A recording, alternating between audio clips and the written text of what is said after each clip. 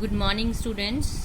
In the last video there is a topic that is the physical properties of the metals. Now the next topic is about the chemical behavior of the metals. Means इस video में हम लोग क्या discuss करेंगे, metals का chemical behaviour. That means metal क्या क्या complexes form करती है, कैसे फॉर्म करती है.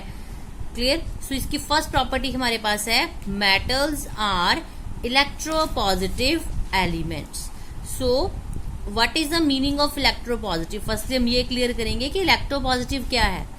Metals have tendency to lose the electrons and they acquire the positive charge. For example, we having aluminium. The atomic number of aluminium is 13 and its electronic configuration is 2, 8, 3. So how many valence electron are present in it? 3 valence electron. तो इसके पास दो conditions है हमारे पास. First condition क्या है कि stable होने के लिए यहाँ पे हमें लास्ट सबशेल में स्टेबिलिटी के लिए कितने इलेक्ट्रॉन चाहिए, 8. तो अगर ये 3 इलेक्ट्रॉन का लॉस करता है, लॉस ऑफ 3 इलेक्ट्रॉन और या फिर गेन ऑफ 5 इलेक्ट्रॉन, तब हमारे पास लास्ट सबशेल में 8 इलेक्ट्रॉन्स बनेंगे. तो it is difficult to gain the 5 electrons. Clear. तो ये क्या करेगा, 3 इलेक्ट्रॉन्स को लॉस कर देगा और ये क्या बना देगा, एल्यूमिनियम 3 पॉजिटिव. यहाँ पे जो 3 पॉजिटिव का साइन आया वो क्यों आया, because it loses the 3 electron. 3 electron को लॉस करके इसके ऊपर चार्ज आ गया 3 पॉजिटिव. दैट मीन्स इस करेक्टर को हम क्या बोलते हैं, that positive character is known as the electropositive character. ठीक है. तो ये पॉजिटिव करेक्टर जो कैटायन की फॉर्मेशन यहाँ पे होती है, cations leads to the electropositive character. Cations जो है उससे इलेक्ट्रोपॉजिटिव करेक्टर जो है वो मेटल्स का बनता है. सिमिलरली जैसे मैंने आपको यहाँ पे एल्यूमिनियम की एग्जांपल दी, आप लोग जो है मैग्नीशियम है हमारे पास, सोडियम है हमारे पास, किसी की एग्जांपल भी यहाँ पे डिस्कस कर सकते हो. क्लियर. तो ये हमारे पास क्या है, metals are the electropositive elements. Now next one is the metals are good reducing agents.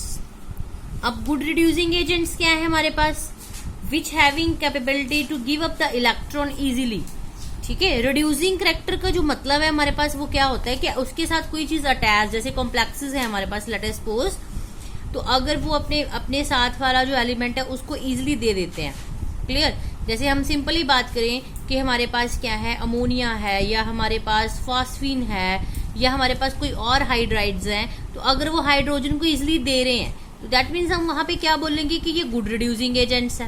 Clear. अब मेटल्स के केस में हम क्या डिस्कस करेंगे कि अगर हमारे पास मेटल्स जो हैं वो इजिली इलेक्ट्रॉन्स दे रहे हैं, that is the reduce other species and themselves get oxidised. अगर वो इलेक्ट्रॉन इजिली दे रहे हैं तो वो क्या है, एक गुड रिड्यूसिंग एजेंट है. फॉर एग्जाम्पल अभी हमारे पास देखिए Na जिसके बैलेंस शेल में 1 इलेक्ट्रॉन है. देन क्लोरीन जिसके बैलेंस शेल में हमारे पास कितने इलेक्ट्रॉन है, 7 इलेक्ट्रॉन्स है. अब इसको 1 की नीड है. ठीक है. तो ये क्या करेगा, अपना 1 इलेक्ट्रॉन इसको दे देगा. 1 इलेक्ट्रॉन दे के ये बन जाएगा Na पॉजिटिव और ये 1 इलेक्ट्रॉन लेके बन जाएगा Cl नेगेटिव. तो मीन्स अगर इसकी हम ओवरऑल रिएक्शन देखें, सो Na से बना Na positive means loss of electrons here. Clear. अगर लॉस ऑफ इलेक्ट्रॉन होता है तो कौन सा प्रोसेस होता है, oxidation.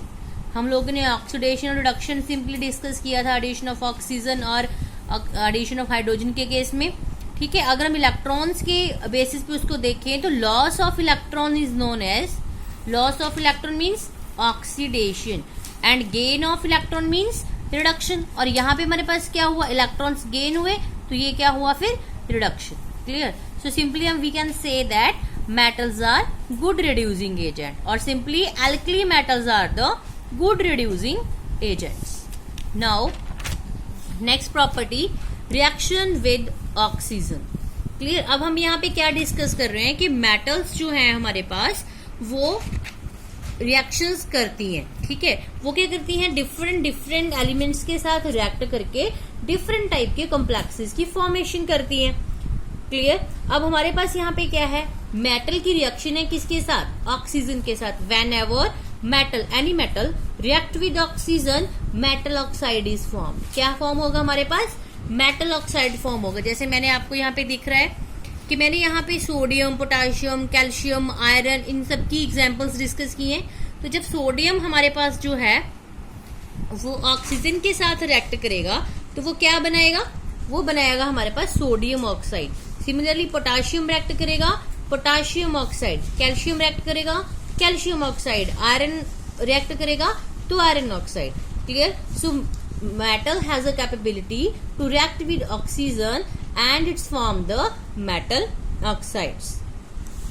Simply we can say that the metals lost their shiny appearance when they are exposed to air for a long time. ये normally हम लोग देखते हैं कि जब भी कभी हमारे पास जो metals है अगर वो काफी टाइम तक जो है वो एयर के कांटेक्ट में रहता है तो वो क्या करता है? अपना शाइनिंग सरफेस को लॉस कर देता है। That is it get corroded. उसका मतलब क्या है? उसका करोजन हो जाता है। The rate of corrosion of is very fast in the alkali metal. जो अल्कली मेटल्स है, अल्कली मेटल्स कौन कौन सी हमारे पास? जो फर्स्ट ग्रुप है हमारे पास एस ब्लॉक एलिमेंट का, जिसमें हमारे पास क्या क्या होता है? Lithium, sodium, potassium, rubidium, caesium, francium, all these are known as the alkali metals. Clear? So जो इसका रेट है करोजन का वो किसमें सबसे ज्यादा होता है? एल्कलीज में। Then as soon as they come in contact of air, they lost their shiny appearance. जो उनका शाइनी सरफेस होता है, जैसे मान लीजिए मेटल है, इसके ऊपर एक शाइनी सरफेस होता है, वो धीरे धीरे खराब होना शुरू हो जाता है। ठीक है? But there are some metals like gold, platinum, which cannot be affected by the oxygen. So these are called the native metals. So यहाँ पे मैंने दो केस आपको डिस्कस करके बताए कि कुछ मेटल जो जिसकी सरफेस के ऊपर क्रोजन हो जाता है और वो कुछ मेटल्स जिनके ऊपर ऑक्सीजन का कोई ज्यादा इफेक्ट नहीं पड़ता। तो जो हमारे पास रिएक्ट कर जाती हैं ऑक्सीजन के साथ ज्यादा इजीली, उनका सरफेस क्या हो जाता है? कोरोडेड सरफेस होता है। नॉर्मली आप लोगों ने आयरन को देखा है। ठीक है? आयरन तो नॉर्मली हम लोग देखते हैं कि जब आयरन काफी टाइम तक एयर के कॉन्टेक्ट में रहता है, मॉइस्चर के कॉन्टेक्ट में रहता है, तो उस पर रस्टिंग हो जाती है। ठीक है? Rusting is a special type of corrosion which present in iron. ठीक है? तो उसका जो उसके ऊपर एक ब्राउन कलर की लेयर आनी शुरू हो जाती है और वो सरफेस धीरे धीरे क्या हो जाता है? खराब हो जाता है। Clear? So in this way metal reacts with oxygen. Now reaction of metal with water. Similarly जो हमारे पास क्या है? मेटल है, वो वाटर के साथ जो है वो रिएक्ट करती है और वो क्या बनाती है? Metal hydroxide. क्लियर? क्या बनाती है वो बनाती है मेटल हाइड्रोक्साइड और साथ में हाइड्रोजन गैस को रिलीज करती। क्लियर? कोई भी मेटल ले लीजिए आप, जैसे यहाँ पे मैंने लिया है sodium, react with water, it's form sodium hydroxide.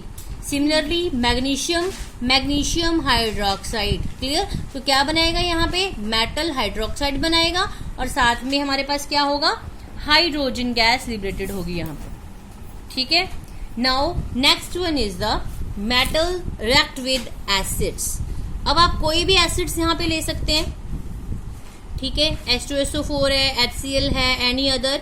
सो ये किसकी फॉर्मेशन करेगा? हमारे पास मेटल सॉल्ट की, साथ में इसके hydrogen gas. Clear? Metal that means magnesium लिया है मैंने, सोडियम ले लो आप, कैल्शियम ले लो। ठीक है? When react with an acid salt formation takes place. Clear? And similarly यहाँ पे क्या होगा? हाइड्रोजन गैस फॉर्म होगा। क्लियर? अब जब हम क्या करते हैं, सिंपली जैसे मैंने यहाँ पे मैग्नीशियम लिया आपके पास या सोडियम लिया आपके पास, तो ये सारे के सारे क्या है? मेटल्स, और ये हमारे पास क्या है? सारे एसिड्स हैं। सो ये किसकी फॉर्मेशन करेंगे फिर? सॉल्ट की। अब यहाँ पे हमारे पास सिंपली एक पॉइंट और आता है आपके पास, टर्म है न्यू एक एक्वारेजिया। अब एक्वारेजिया हमारे पास क्या है? 3 volumes of HCl and 1 volume of HNO3. When they are mixed together, NOCl, nitrosyl chloride is formed.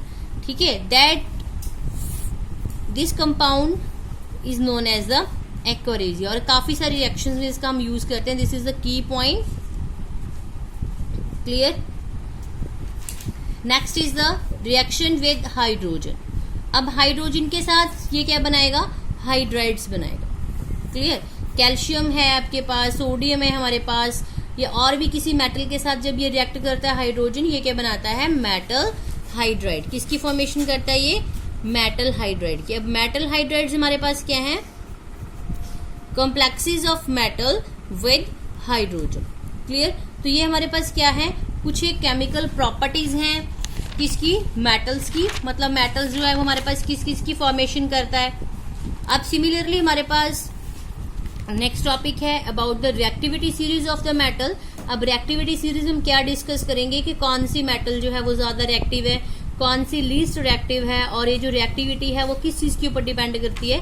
तो हमारे पास एक रिएक्टिविटी सीरीज है पूरी की पूरी, जिसमें से जो पोटाशियम है वो हमारे पास टॉप में आता है, और हमारे पास जो गोल्ड सिल्वर वगैरह है वो सबसे लीस्ट आते हैं।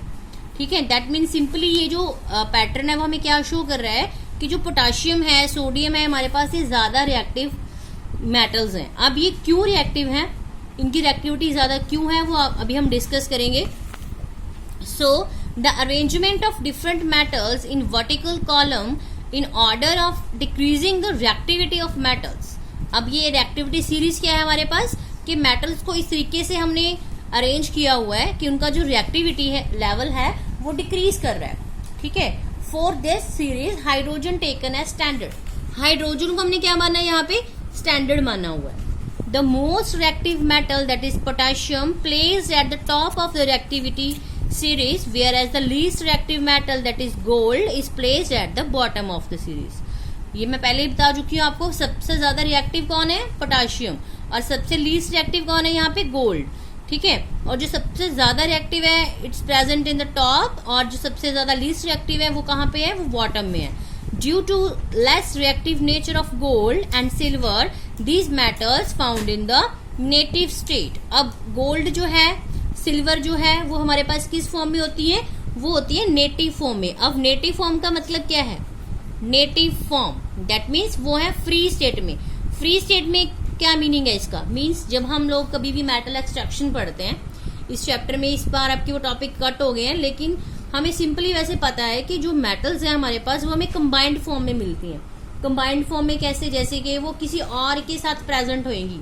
अब जैसे हमारे पास जिंक है, जिंक कार्बोनेट, ठीक है, जिंक हमें जिंक कार्बोनेट या जिंक क्लोराइड, जिंक ऑक्साइड हमें ऐसे मिलेगा। लेकिन ये जो सिल्वर है, गोल्ड है, ये हमें कैसे मिलते हैं, वो फ्री स्टेट में मिलते हैं। That means they don't combine with animal. ठीक है, सो इसका रीजन क्या है हमारे पास, इसकी जो रिएक्टिविटी सीरीज उसका रीजन क्या है, some metals are more reactive whereas some are less reactive.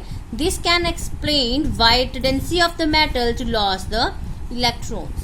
क्योंकि मेन जो चीज है हमारे पास रिएक्टिविटी की, वो किस चीज के ऊपर डिपेंड करती है, वो डिपेंड करती है लॉस ऑफ इलेक्ट्रॉन या गेन ऑफ इलेक्ट्रॉन के ऊपर। ठीक है, तो यहाँ पे हम मेटल्स की बात कर रहे हैं तो गेन तो होगा नहीं, यहाँ पे लॉस ऑफ इलेक्ट्रॉन्स ही होगा। तो ये किस चीज के ऊपर डिपेंड करेगा, फिर कितना इजी जो है वो लॉस ऑफ इलेक्ट्रॉन्स हो रहा है किसी में। So the metals which have higher tendency to loss the electrons and to form the cations is more reactive than the other. अब सबसे ज्यादा रिएक्टिव कौन होगा, जो ज्यादा इजीली जो है वो इलेक्ट्रॉन को क्या करेगा, लॉस करेगा, और ज्यादा इजीली कैटायन की फॉर्मेशन करेगा। Clear. For example sodium atom loss electrons readily to form the sodium ion, hence sodium is very reactive and potassium is very reactive. Since ये हमारे पास क्या है, सोडियम हो गया, पोटाशियम हो गया, तो ये इजिली जो है वो इलेक्ट्रॉन को लॉस कर देते हैं। क्लियर, और फटाफट से क्या आयन में कन्वर्ट हो जाते हैं, पोटाशियम आयन, सोडियम आयन। तो इसको रिएक्टिविटी सीरीज के टॉप में रखा गया है। लेकिन जैसे जैसे हम टॉप टू बॉटम जा रहे हैं, वैसे वैसे इलेक्ट्रॉन लॉस करने की टेंडेंसी इनकी क्या हो रही है, कम हो रही है। मतलब ज्यादा इजीली इलेक्ट्रॉन लॉस नहीं कर पा रहे हैं। तो जितना ज्यादा इजीली इसको नहीं कर पाएंगे, उतनी ज्यादा रिएक्टिविटी उसकी क्या होगी, कम होगी। Clear. So this is all about the reactivity series.